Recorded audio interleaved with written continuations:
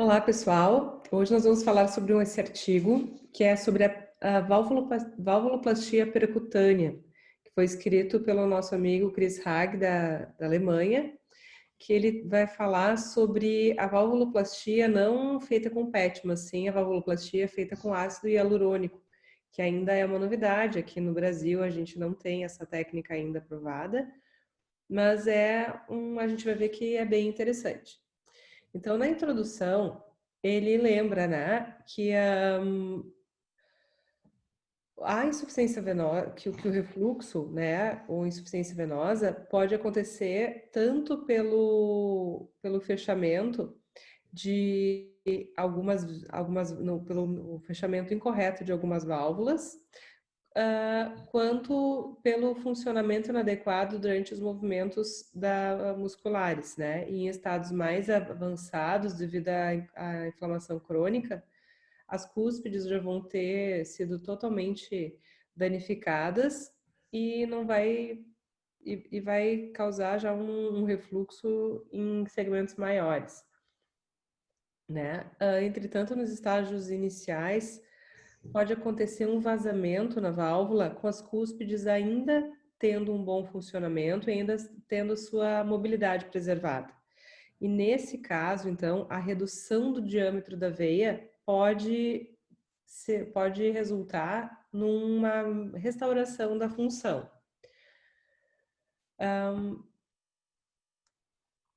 A primeira coisa, então, ele também que a prestar atenção, que ele cita na introdução, é que a restauração das válvulas venosas, no caso de insuficiência, é chamado então da valvuloplastia extraluminal ou extraluminal stenting, né? Ele cita que existe a técnica cirúrgica onde se usa um PET de Dacron ou de poliuretano e que é colocado como se fosse um patch mesmo, né? Um casaco assim ao redor da veia.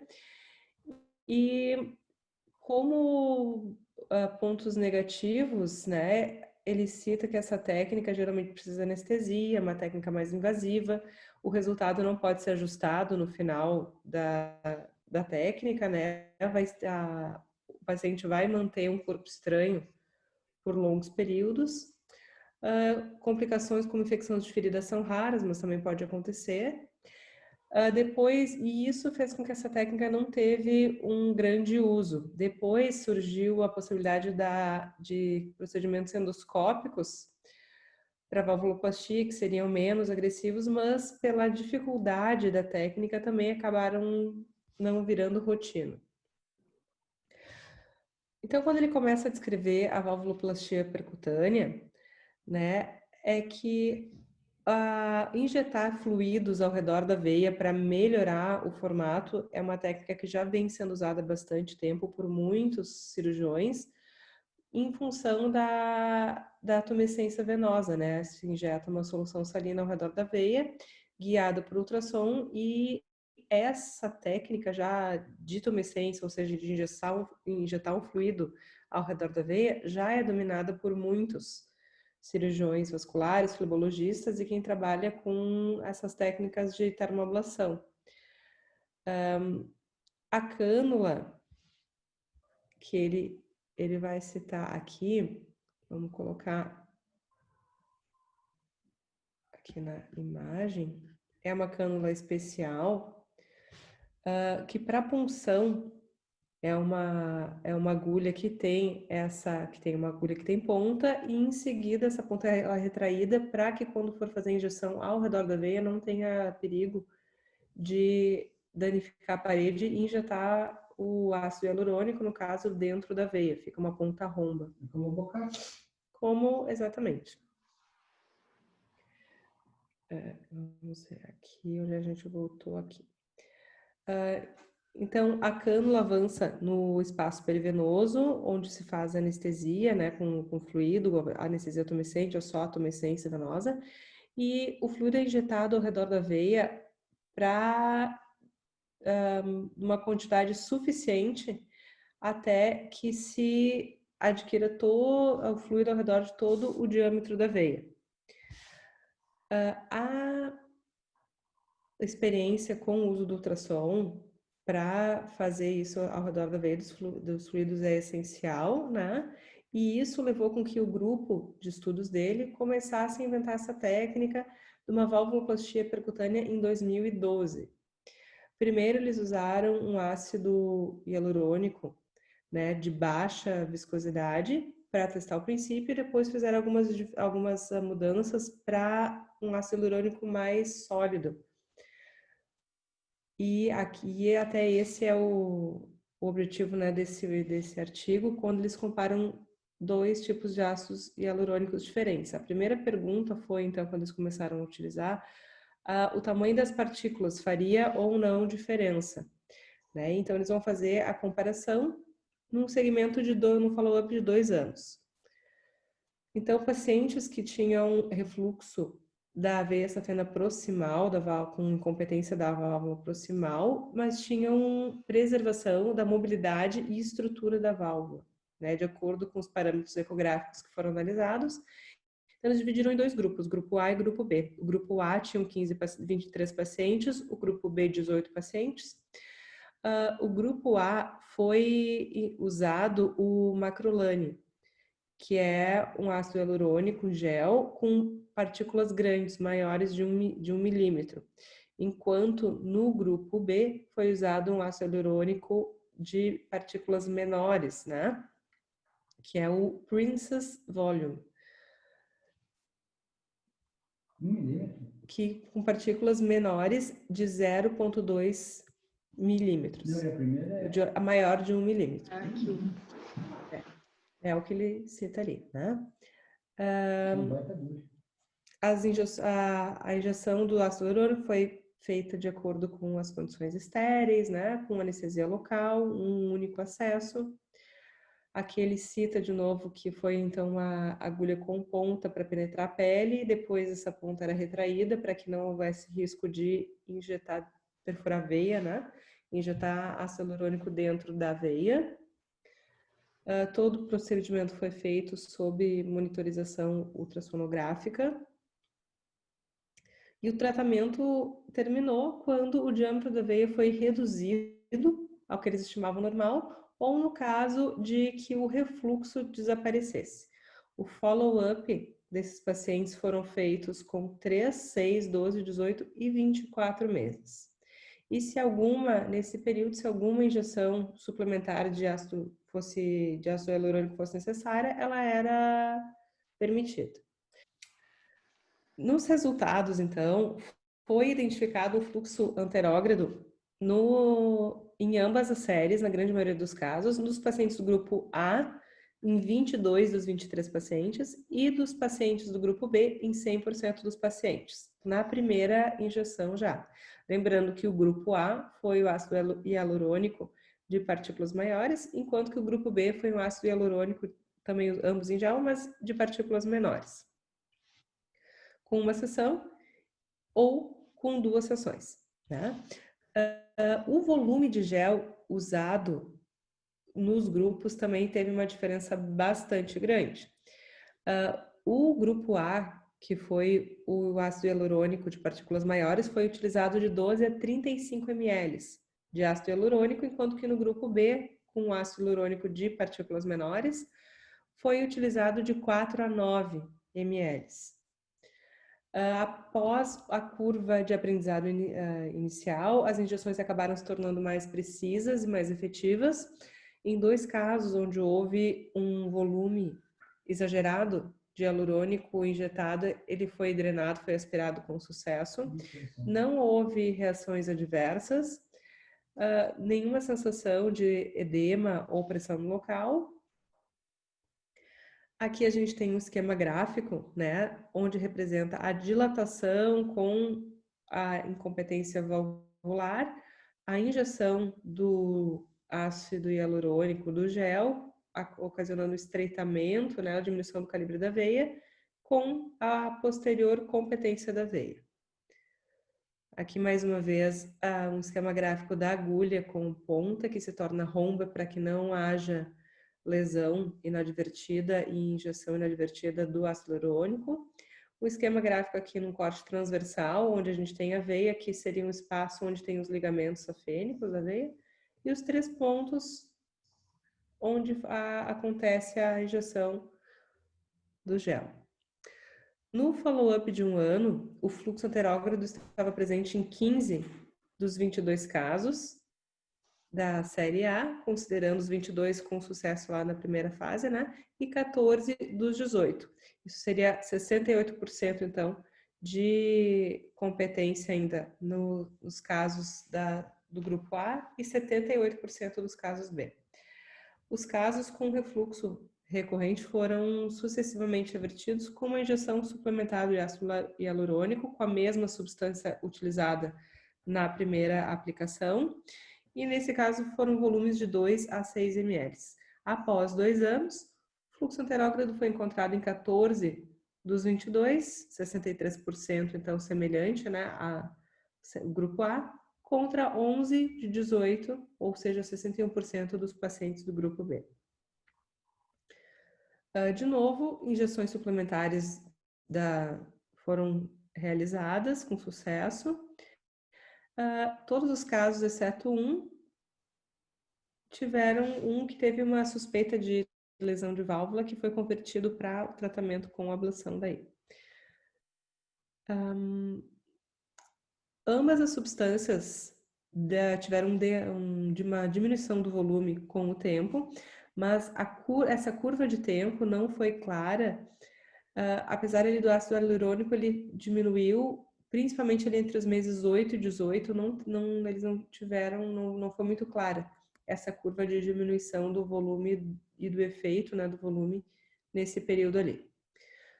Como a discussão, então, o ácido hialurônico ele já é usado amplamente, né, na medicina, com procedimentos injetáveis em humanos, com uma excelente biocompatibilidade.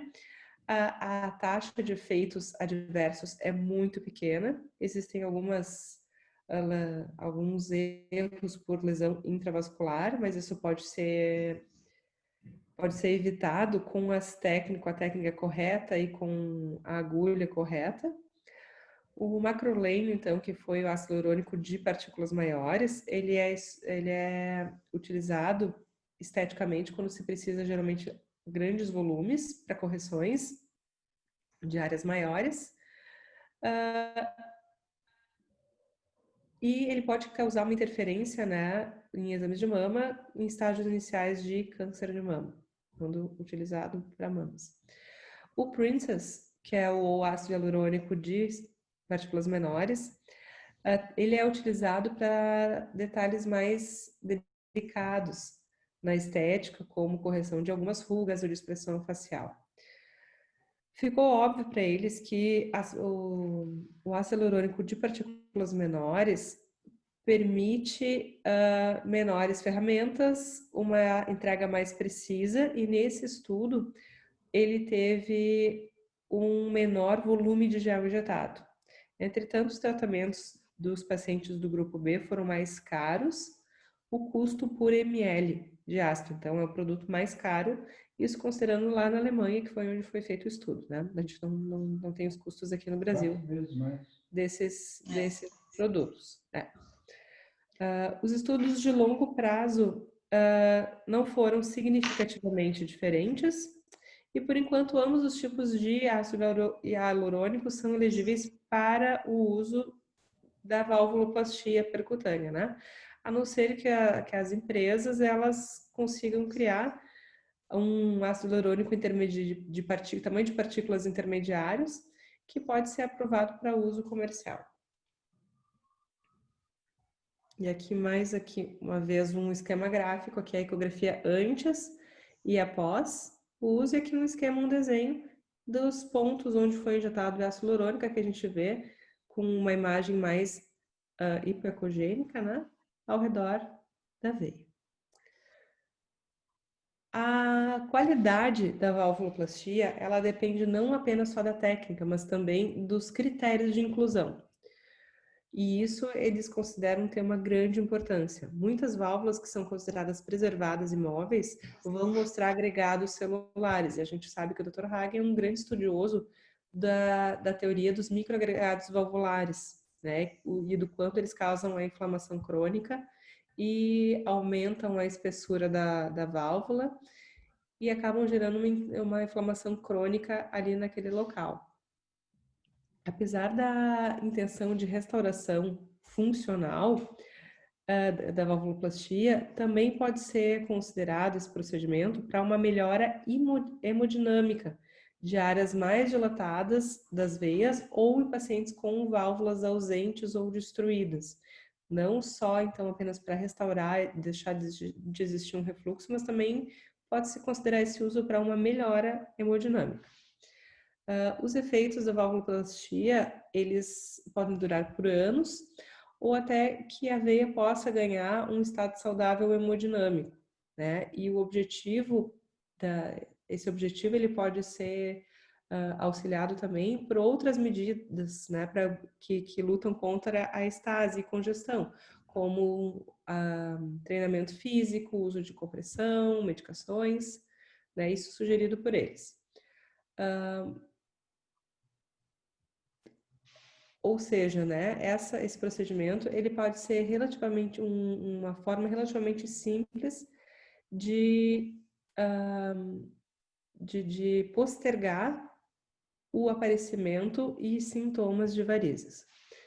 Eles concluem, então, que a valvuloplastia percutânea é um método mínimo, é o primeiro método minimamente invasivo que pode eliminar o refluxo enquanto preserva a veia. Ele é factível tanto com ácido hialurônico de partilhas menores quanto maiores quanto menores. E as partículas menores pode ser alocadas com maior precisão, né, ao redor da veia e são mais caras e parecem durar mais tempo também.